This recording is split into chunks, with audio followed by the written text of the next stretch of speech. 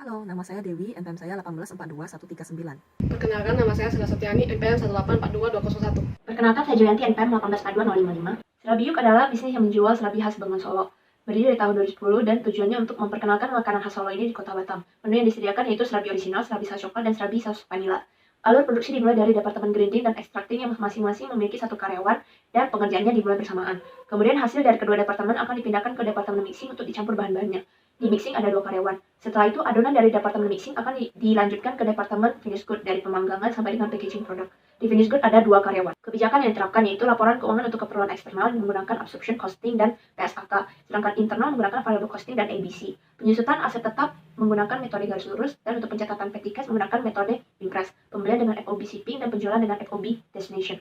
Pada Serabi Yuk terdapat 6 aktivitas yaitu grinding menghaluskan beras menjadi tepung beras, extracting mengekstrak hasil parutan kelapa, moving memindahkan kedua bahan ke departemen mixing, mixing pencampuran bahan menjadi adonan, toasting memanggang adonan, inspecting mengawasi kualitas serabi, dan packaging pengemasan serabi. Berikut driver masing-masing aktivitas dan periode yang dipakai itu adalah bulan April dan bulan Mei tahun 2020. Pada periode 1 dan 2, Serabi Yuk secara konsisten memproduksi 3.000 unit untuk masing-masing varian. Bahan baku yang digunakan yaitu beras, parutan kelapa santan, gula merah, air mineral, mentega, susu kental manis rasa vanila, dan coklat. Dari tabel menunjukkan biaya bahan baku terbesar adalah dari beras. Hal ini wajar karena beras merupakan bahan utama dari pembuatan serabi. Jam kerja untuk 1 bulan adalah 225 jam, di mana dibutuhkan 9 jam kerja per hari dan 25 hari kerja dalam 1 bulan. Upah per jamnya itu Rp12.000. Karyawan bagian produksi pada bulan April adalah 6 pekerja. Pada bulan Mei dilakukan pengurangan karyawan dari 6 menjadi 5 pekerja, tepatnya pengurangan karyawan pada departemen mixing dari 2 menjadi 1 pekerja. Hal ini menyebabkan biaya berkurang sebesar Rp2.700.000. Pada bulan April, aktivitas packaging dan inspecting menghabiskan biaya variable overhead per unit besar, sekaligus total biaya overhead per unit. Pada bulan Mei dilakukan penghapusan biaya untuk aktivitas yang tidak menambah nilai atau non-value added, yaitu aktivitas moving pada departemen grinding dan aktivitas inspecting pada departemen finished good. Total biaya overhead berkurang sebesar Rp4.333.000. Price information berisi semua biaya produksi per unit dimulai dari bahan baku, pekerja, dan juga overheadnya untuk menentukan harga jual yang akan digunakan. Kita menggunakan policy markup by sales untuk menentukan harga jual per unitnya. Kemudian untuk perbandingan periode 1 dan periode 2 dapat kita simpulkan bahwa terjadi penurunan biaya dari direct labor dan overhead dari setiap periode. Dapat dibandingkan bahwa penurunan biaya DL sebanyak Rp2.700.000. Kemudian untuk overheadnya penurunan yang sangat signifikan dikarenakan pada periode 2 tidak ada aktivitas inspecting. Sehingga kita juga bisa simpulkan bahwa penurunan biaya mempengaruhi harga jual. Berikut adalah total DM cost-nya 45,31, DL cost-nya 1.800, dan OH cost-nya 985,11. Berikut budgetnya Universe dengan harga jual original 4.000, coklat dan vanilla sebesar 5.000.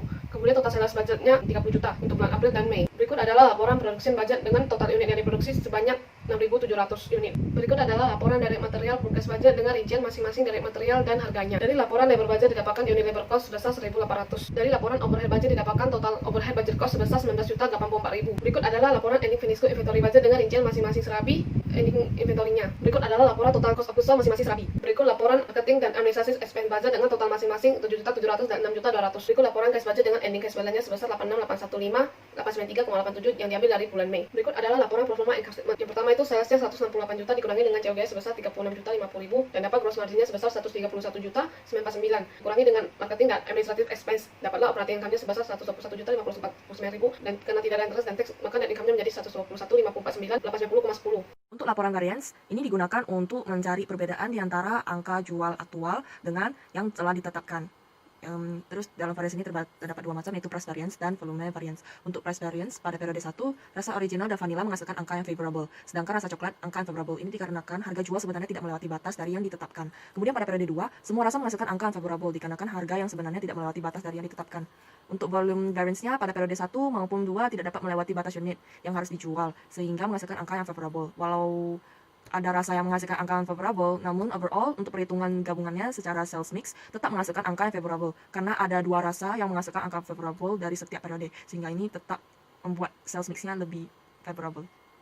Activity based management pada table trend report menunjukkan bahwa PT berhasil untuk mengurangi hampir separuh dari berbagai biaya tak bernilai tambah dari 6.755.500 menjadi 3.400.000 yang penurunannya sebanyak 3.355.500. Kemudian activity based performance report periode Mei atau periode 1 mempunyai biaya realitas lebih kecil dari biaya yang telah ditentukan daripada periode April itu atau periode kedua. Selanjutnya untuk activity capacity management menghasilkan angka unfavorable yang beridentifikasi bahwa jumlah fixed overhead lebih kecil dari budgeted overhead cost. Namun jika dibandingkan dengan kedua periode, maka angka pada periode Mei atau periode 1 mengecil yang berindikasi bahwa PT berhasil menekan agar biaya tidak terlalu over menjauhi angka budgeted. Pada bulan April, Serabiuk melakukan transaksi setor modal, investasi aset tetap, dan bayar hutang utilitas dan gaji bulan Maret. Pada bulan Mei, Serabiuk melakukan transaksi investasi perlengkapan kantor, bayar hutang utilitas dan gaji bulan April, tagih piutang dan bayar hutang bisnis, dan deposito. Selain itu, terdapat akumulasi total dari penjualan alokasi biaya dari bahan baku ke barang setengah jadi ke barang jadi, mulai dari departemen grinding sampai dengan finish good. Penjualan dibagi menjadi tiga kategori, yaitu serabi yang terjual pada harga jual yang sudah di markup dari HTP, serabi yang terjual pada harga modal, dan serabi yang tidak terjual hingga akhirnya rusak dan menjadi beban bisnis. Pada akhir bulan dilakukan pencatatan atas pengeluaran dengan kas kecil, di mana metode yang diterapkan yaitu impress. Serabiuk melakukan penyesuaian bulanan seperti biaya perlengkapan kantor yang terpakai, depresiasi aset tetap kantor yang dialokasikan ke akun beban, depresiasi aset tetap pabrik yang dialokasikan ke akun overhead control, biaya gaji April yang dibebankan menjadi hutang di bulan Mei, di mana alokasi gaji pekerja kantor menuju akun beban dan gaji pekerja pabrik menuju akun overhead control. Selain itu terdapat penyesuaian biaya administrasi bank dan pendapatan bunga dari bank. Setelah penjualan kita buat worksheet sebelum ke laporan keuangan. Di bulan April kita bisa lihat kalau labanya itu 14.400-an, di bulan Maret labanya itu 3.900-an. Nah, laba ini turun signifikan sebesar 10.500-an dibandingkan dengan bulan April 2020. Serabiuk menutup akun nominal yang terdiri dari pendapatan dan beban. Pada bulan April pendapatan sebesar 39 juta ditutup pada sisi debit menggunakan akun income summary di kredit. Total beban operasional, HPP dan biaya overhead sebesar 25 juta ditutup pada sisi kredit menggunakan akun income summary di debit. Selanjutnya dilakukan penutupan akun income summary menggunakan akun modal, di mana nominal ini merupakan laba untuk periode April atau periode 1 dan menambahkannya pada modal pemilik bisnis. Pada laporan laba rugi, periode 2 mengalami penurunan income karena pendapatan periode 2 lebih rendah dari periode 1. Biaya yang dikeluarkan tidak mengalami perbedaan yang signifikan, sehingga penurunan net income dipengaruhi oleh pendapatan dari perusahaan. Namun walau mengalami penurunan, perusahaan dapat menutupi biaya yang perlu dikeluarkan sehingga tidak menimbulkan defisit. Pada laporan perubahan modal, peningkatan modal periode 1 lebih besar karena ada penyetoran modal di awal bulan dan net income yang lebih tinggi. Sedangkan periode 2 lebih rendah karena tidak ada setor modal dan net income lebih rendah. Pada laporan neraca membandingkan kedua periode, total aset menurun tidak signifikan, total utang jangka pendek menurun sekitar 5 juta karena ada pelunasan utang di periode 2 dan modal yang meningkat hampir 4 juta. Berikut adalah laporan overall productivity measurement. Kemudian kita bisa lihat di periode 1 dan 2. Periode 1 ada bottleneck dari aktivitas produksi, moving dari perpindahan aktivitas toasting menuju investing dan packaging. Dan kemudian kita bisa lihat di periode 2 ada pengurangan aktivitas moving dan inspecting, sehingga bisa memberikan hasil signifikan pada total biaya dan bisa meningkatkan produktivitas. Untuk manajemen persediaan dari Serabiuk, kita menggunakan sistem paling sederhana, yaitu sistem pemesanan opsional di mana direview dengan frekuensi yang tetap seperti mingguan atau bulanan, dan pemesanan penambahan dilakukan jika tingkat inventory telah berada pada jumlah tertentu. Ketentuan dari Serabiuk adalah pemesanan dilakukan bulanan, dan dalam jumlah inventory yang akan dipesan adalah bahan baku dalam 1,5 bulan. Setengah bulan ini akan dijadikan safety stock agar jika pemesanan mengalami keterlambatan, masih ada bahan yang bisa digunakan untuk 2 minggu ke depannya. Untuk cost volume profit analysis ini, before and after revision-nya, perbedaan adalah after revision, kita telah mengurangi salary dari bagian manajemen bagian inspection-nya sebanyak 4.000. Terus kita bisa menyimpulkan bahwa secara keseluruhan, hanya pada periode 1 setelah perbaikan yang unitnya mencapai BEP units. Sedangkan pada periode 2 tidak mencapai dikarenakan biaya yaitu fixed cost yang sangat tinggi dan pembaginya yaitu contribution margin rendah yang menyebabkan unit BIP-nya sangat tinggi sehingga sulit untuk dicapai oleh Serabiuk. Pada bulan April, total biaya kualitas keempat kategori bernilai unfavorable karena mayoritas biaya aktual telah melampaui dari yang ditargetkan. Pada bulan Mei, total biaya kualitas favorable, walaupun preparation cost dan appraisal cost mengalami peningkatan nominal unfavorable, tapi dapat ditutupi dengan penghapusan biaya kegagalan internal dan eksternal. Pada bulan April, total biaya lingkungan keempat kategori bernilai unfavorable karena mayoritas biaya lingkungan aktual telah melampaui dari yang ditargetkan, jadi banyak biaya yang tidak diharapkan terjadi. Pada bulan Mei, total biaya lingkungan favorable karena semua biaya lingkungan aktual yang terjadi berada di bawah target atau nominal maksimal dari biaya. Biaya kegagalan internal dan eksternal dihapus sehingga menciptakan kondisi menguntungkan bagi perusahaan.